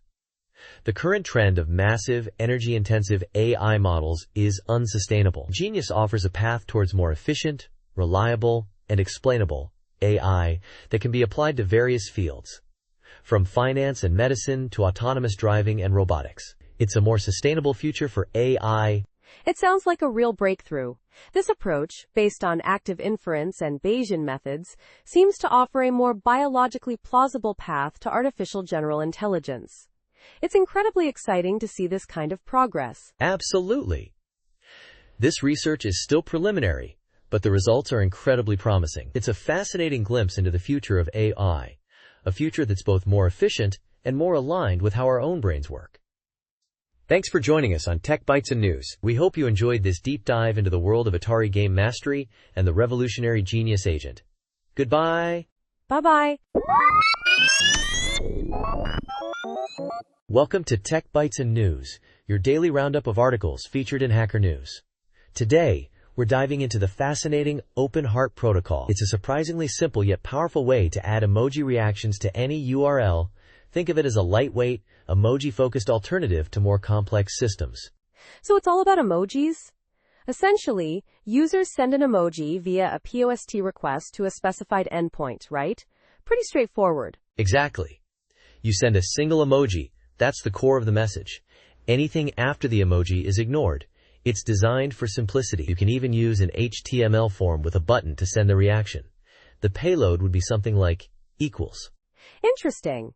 And the server then, what, just stores the emoji count? The server does whatever the author wants it to do. It could store counts, trigger other actions, anything really. The protocol itself is just the delivery mechanism. A GET request can optionally return a JSON object with emoji counts, like red heart, 14, anatomical heart, 12, pretzel, 22. But if the counts are right only, a 403 or 404 is returned. So no standard response for a GET request? That's flexible, I guess. But why not use web mentions? They seem like a more established standard. That's a great question. The document explicitly states that OpenHeart is much simpler. Web mentions are more complex, involving more metadata and potentially more overhead. OpenHeart prioritizes ease of implementation. It's a trade-off, simplicity versus feature richness. I see. What about abuse? Could someone spam a server with emojis? That's a valid concern. The example uses Cloudflare workers, which have built-in rate limiting and DDoS protection. But of course, a server owner could implement their own safeguards. And, honestly, repeated emoji sends might just indicate enthusiastic engagement. Haha, true. What if I don't want certain emojis on my server? Easy. You can create an allow list or block list on the server side. If an unwanted emoji is received, you just respond with a 400 bad request. It's all about server-side control. So it's really about the server-side implementation defining the behavior? The protocol itself is just the bare minimum. Precisely. The beauty of OpenHeart is its minimalism. It provides a simple, elegant way to get emoji reactions, leaving the specifics of handling those reactions entirely up to the server. It's a great example of a well-defined, lightweight protocol. Definitely. Thanks for explaining this. It's a clever approach. My pleasure. And that's all the time we have for today's Tech Bytes and News. Thanks for listening, and we'll see you next time. Goodbye. Bye-bye. Welcome to Tech Bytes and News, your daily roundup of articles featured in Hacker News. Today, we're diving into the fascinating world of neuroscience and AI, specifically the groundbreaking work on building a silicon brain. It's incredibly exciting stuff, isn't it? Absolutely. The idea of creating a digital twin of a human brain, a silicon brain that mirrors neural patterns in real time, is mind-blowing. It sounds like something straight out of science fiction, but this article details real progress. Exactly. The article highlights the work of Shaili Jain, a postdoctoral researcher at UCSF, who's at the forefront of this research. She's combining cutting-edge brain data collection techniques with the power of AI. They're using things like neuropixel probes to record the activity of individual neurons during brain surgery. Unbelievable precision. That's incredible. I mean, just 10 years ago, recording the activity of hundreds of single neurons during surgery was considered impossible. The technological advancements are truly remarkable. But how do they actually build this silicon brain? That's where the AI comes in. Jane's team is using artificial neural networks to process massive amounts of data from various sources. Think fMRI, EEG, even data from individual neurons via those neuropixel probes. They're combining this with text inputs, speech data, and behavioral data to create a comprehensive model. So it's not just about neural activity, it's about integrating all aspects of cognitive function? That's a huge undertaking. What are the challenges? Yeah, a huge undertaking. One major challenge is integrating all these different data types. fMRI gives a broad overview, but it's not a direct measure of neural activity. Neuropixels provide incredibly detailed data from individual neurons, but not a full brain picture. The key is finding ways to combine these different perspectives. I see. It's like trying to assemble a puzzle with pieces of vastly different sizes and levels of detail. And what are the potential applications? The potential is enormous. The most immediate application is in brain-computer interfaces, BCIs. Currently, BCIs require extensive personalization, but a silicon brain model could potentially work out of the box for any patient, restoring speech or movement immediately. That's a game changer for patients with paralysis or speech impairments. But the article also mentions applications in mental health. Yes. By analyzing brain data from patients with conditions like schizophrenia or bipolar disorder, they hope to identify patterns and develop more targeted treatments. They could even simulate these disorders in the model to test different interventions, something impossible with human patients. That's incredibly promising. But there are ethical considerations, right? Data privacy and potential misuse are major concerns. Absolutely. The article emphasizes the importance of informed consent and responsible data handling. It's crucial to have open discussions about the ethical implications as this technology advances. It's a powerful tool, and we need to use it wisely. Definitely.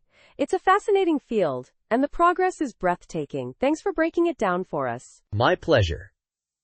And that's all the time we have for today's Tech Bytes and News. Join us again tomorrow for another exciting deep dive into the world of technology. Goodbye. Bye-bye. Welcome to Tech Bytes and News, your daily roundup of articles featured in Hacker News. Today, we're diving deep into Vex RISC-V, a highly configurable, FPGA-friendly 32-bit RISC versus CPU implementation. It's a fascinating project. I'm really excited about this. The sheer level of configurability is impressive. So what makes Vex RISC-V stand out from other RISC-V implementations? Absolutely. The key is its plugin-based architecture. Almost everything is a plugin. The PC manager, register file, hazard controller, you name it. This modularity allows for incredible customization without sacrificing performance. It's like building with Legos, but for CPUs. That's a great analogy. So how does this plugin system actually work? Is it just a matter of dropping in different modules? It's more sophisticated than that. It uses an automated pipelining system. Plugins can insert data at specific pipeline stages, and other plugins can read that data later. There's also a service system for dynamic interactions, like exception handling. It's incredibly elegant. Elegant and powerful. The documentation mentions various performance metrics. What kind of performance are we talking about here? The performance varies wildly depending on the configuration. A small, basic implementation might achieve 0.52 dMIPS per megahertz, while a fully featured version with caches and branch prediction can hit 1.38 dMIPS per megahertz, or even more. They provide synthesis results for various FPGAs, showing a wide range of frequencies and resource utilization. Wow, that's a significant range. And what about the instruction set architecture, ISA? What extensions does it support? It supports RV32I with optional extensions for M, integer multiplication and division, A, atomic instructions, F, single precision floating point, D, double precision floating point, and C, compressed instructions. The FPU, in particular, is quite impressive, with support for subnormals and IEEE 754 compliance, though there are a few minor exceptions noted in the documentation. So it's highly configurable, but also well-tested, right? How does the testing process work? Yes, they have a comprehensive regression test suite. It uses random configuration generation to test various combinations of plugins and features. They use ISA tests from the RISC-V community, benchmarks like DHRIStone and CoreMark, and even Zephyr and Linux OS tests. It's a very thorough approach. That's reassuring. And what about debugging? How easy is it to debug the code running on Vex Riskive? They've got that covered too. The debug plugin allows for interactive debugging via GDB, OpenOCD, and Verilator. They even provide instructions on using Eclipse with GNU MCU Eclipse, or the older Xylem plugin. You can even debug the simulated CPU using GDB directly over a TCP connection, which is much faster than using JTAG. That's extremely convenient. It sounds like they've thought of everything. Are there any socks built around Vex Riskive? Absolutely. The documentation details 2 example socks, Briki and Murax. Briki is a more comprehensive society, while Murax is designed for smaller FPGAs like the ICE40. Both include peripherals like UART, timers, and GPIO, and are designed for easy integration with OpenOCD and GDB. This is truly remarkable. The level of detail in the documentation is impressive. It's clear a lot of effort has gone into making this project accessible and usable. I agree.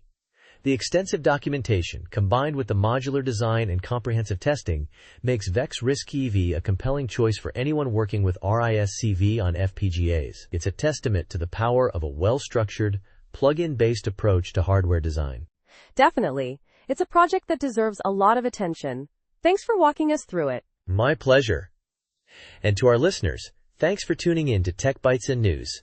We hope you found this discussion informative and inspiring. Have a great day, and we'll see you next time. Bye-bye. Welcome to Tech Bytes and News, your daily roundup of articles featured in Hacker News. Today we're diving deep into a fascinating application of linear programming. Optimizing item builds in League of Legends for the champion Kai'Sa. It's a surprisingly complex problem. I'm hooked already. So how does linear programming help with something as seemingly chaotic as building a champion in a MOBA? I mean, there are so many variables. Exactly. The core idea is to define a cost function, in this case, the total gold cost of the items, and then set constraints based on Kai'Sa's passive. Her abilities evolve when she reaches certain thresholds in attack damage, AD, ability power, AP, and attack speed, AS. We use linear programming to find the cheapest combination of items that meets those thresholds. Okay, I see. So we're minimizing the cost function, gold, subject to constraints, stat thresholds. But isn't it more complicated than just that? I mean, League of Legends has hundreds of items. You're right, it's not quite that simple. The author cleverly uses the Data Dragon API to fetch item data directly from Riot Games, avoiding manual data entry. This API provides all the necessary stats for each item. Then, a crucial step is filtering out items that aren't purchasable or aren't relevant to Kai'Sa's build. This reduces the problem to a manageable size. Smart!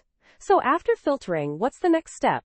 How does the actual optimization happen? The author uses the Rust programming language with the good_LP library and the SCIP solver. This allows for integer linear programming, which is essential because you can't buy fractions of items. The code constructs expressions for the cost function and the stat constraints, and then the solver finds the optimal solution.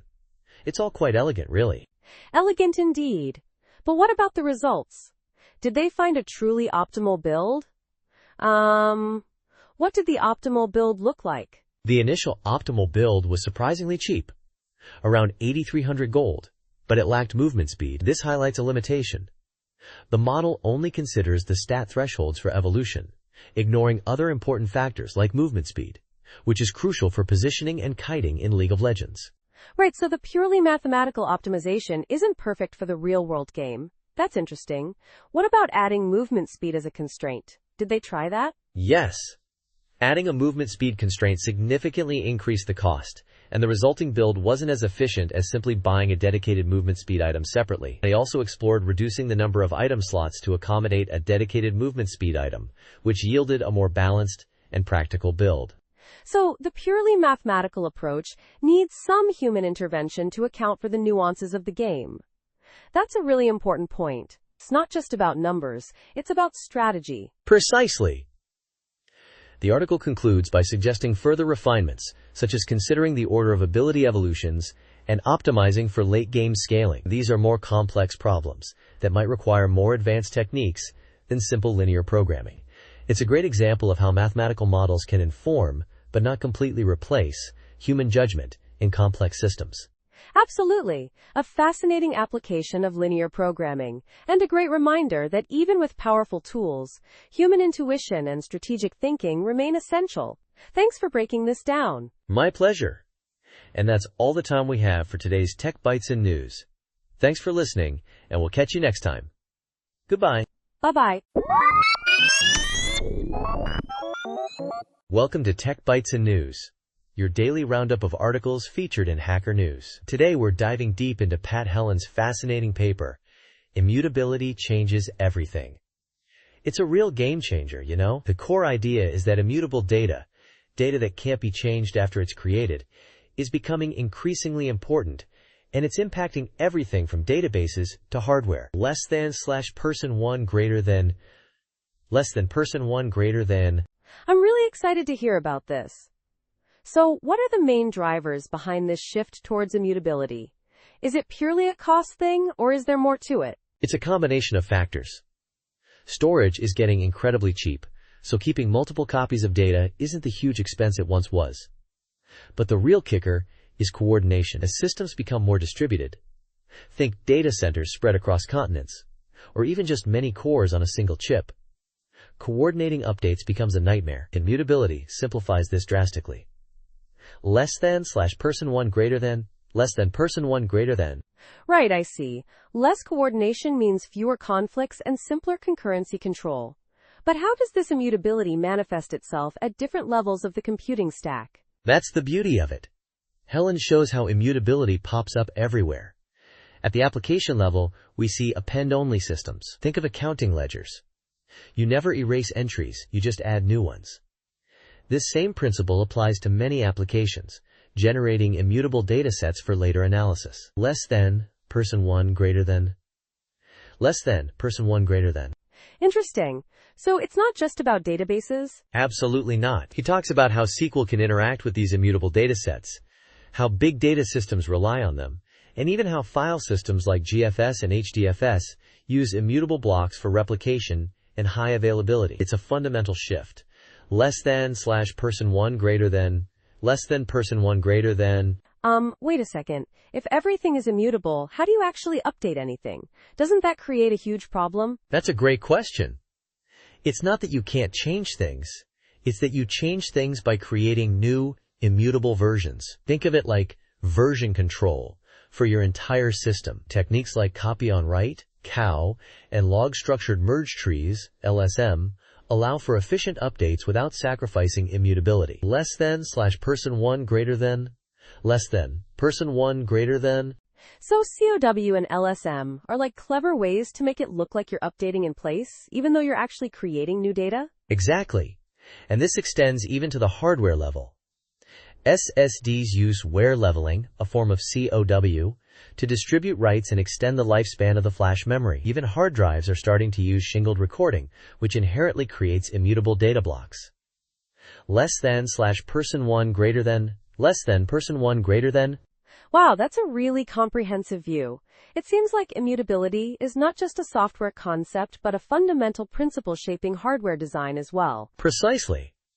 And there are trade-offs, of course. Denormalization can lead to increased storage costs, and COW can cause write amplification. But the benefits in terms of coordination, scalability, and fault tolerance often outweigh these costs, especially in today's distributed systems. Less than, person 1 greater than, less than, person 1 greater than. So in essence, immutability is a powerful architectural concept that simplifies complexity and improves reliability across the entire computing stack. It's a paradigm shift, really. Absolutely. Helland's paper really drives that home. Immutability changes everything, from the way we design applications to the way we build hardware. It's a fascinating and important development in the field.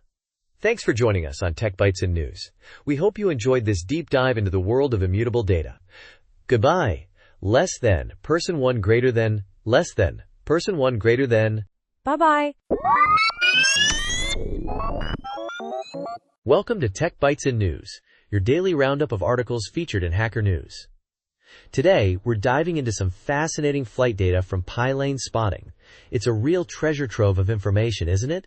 So much detail. Absolutely. I'm particularly struck by the sheer volume of flights listed, all seemingly heading towards Delhi.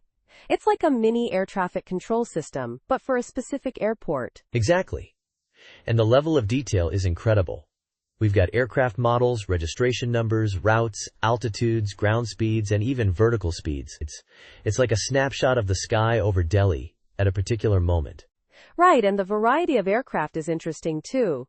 We see Airbus A20Ns, A21Ns, A320s, Boeing 737s, and even ATR 76s. It shows the diversity of airlines and aircraft types serving Delhi. Yeah. The consistent use of IGO and AIC flight numbers suggests a couple of major airlines dominating the arrivals. I wonder if that reflects market share or something else entirely. That's a good point. Perhaps it's a specific time of day when these airlines have concentrated arrivals? Or maybe it's a data bias in how the information is collected. That's a very valid critique. We should be mindful of potential biases in the data set. It's not a completely random sample of all flights to Delhi, but still, the data is rich enough to draw some interesting conclusions. Definitely. The consistent altitude range, mostly between 1350 and 1,600 feet, is also noteworthy. Is that standard for approaching Delhi? That's a question for aviation experts, but my guess is it's related to standard approach procedures for that airport. It's likely a safe and efficient altitude for final approach. The negative vertical speeds confirm they are descending. And the ground speeds are fairly consistent too, mostly around 130 knots. That makes sense given the similar altitudes. It's all very organized. It really is. The precision of the data is amazing. It's not just a simple list of flights, it's a detailed record of each aircraft's position and movement. This kind of data is invaluable for air traffic management and flight planning. Absolutely. This data could be used for all sorts of things, from optimizing flight routes to improving airport efficiency. It's a powerful tool. And it's all presented in a very user-friendly way. The combination of images and text makes it easy to understand, even for someone without a deep understanding of aviation. It's a great example of data visualization. I agree. The clear layout and consistent formatting make it easy to scan and compare different flights. It's well designed. So, to wrap things up, Pylane Spotting offers a unique and insightful look at air traffic around Delhi. The detailed data and clear presentation make it a valuable resource for anyone interested in aviation. Thanks for joining us on Tech Bytes and News. Goodbye. Bye-bye. Welcome to Tech Bytes and News, your daily roundup of articles featured in Hacker News. Today, we're diving into a fascinating challenge, testing large language models, LLMs, with a deceptively simple chess puzzle. It's a puzzle the author gives to every new LLM that comes out. Intriguing. So what makes this chess puzzle so special? Is it incredibly complex? Not at all. That's what makes it so interesting. It's deceptively simple, seemingly easy for an average chess player. The board only has 5 pieces. The key is that it tests not just chess knowledge, but also the LLM's reasoning abilities. It involves a concept called under promotion, where promoting a pawn to the weakest piece wins the game, rather than the strongest, a queen. Less than / person 1 greater than, less than, person 1 greater than. Under promotion. I see.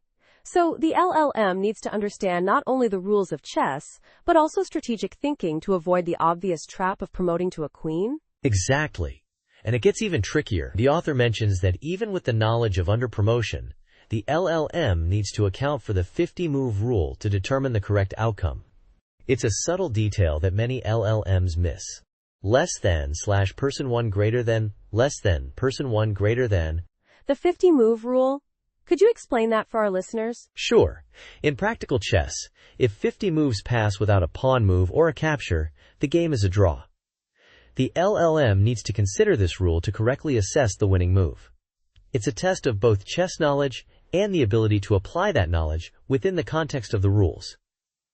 Less than / person 1 greater than, less than, person 1 greater than. So it's not just about finding the winning move, but also understanding the implications of that move within the rules of the game. That's a really clever test. Absolutely. The author has tried this puzzle on many LLMs, and it seems most struggle. They often get stuck on the obvious queen promotion, or make illegal moves. Even when given hints, they often fail to grasp the complete solution. Less than, / person 1 greater than, less than, person 1 greater than. That's surprising, considering the advancements in LLMs. I mean, even the strongest chess engines use neural networks now, some even transformer-based architectures. You'd think an LLM could handle this. That's a great point. The author even mentions that the strongest chess engines use neural networks, often outperforming older convolutional architectures by a significant margin. Yet, these general-purpose LLMs still struggle with this seemingly simple chess puzzle. It highlights the difference between specialized AI and general-purpose AI. Less than / person 1 greater than, less than, person 1 greater than. It really does. It makes you wonder about the limitations of current LLMs, even the most advanced ones. Perhaps this puzzle serves as a good benchmark for future development? Precisely. It's a quick and easy test, unlike more complex benchmarks. And it reveals a lot about an LLM's reasoning and problem-solving capabilities. It's a fun, yet insightful, way to probe the limits of these powerful models. Less than / person 1 greater than, less than person 1 greater than.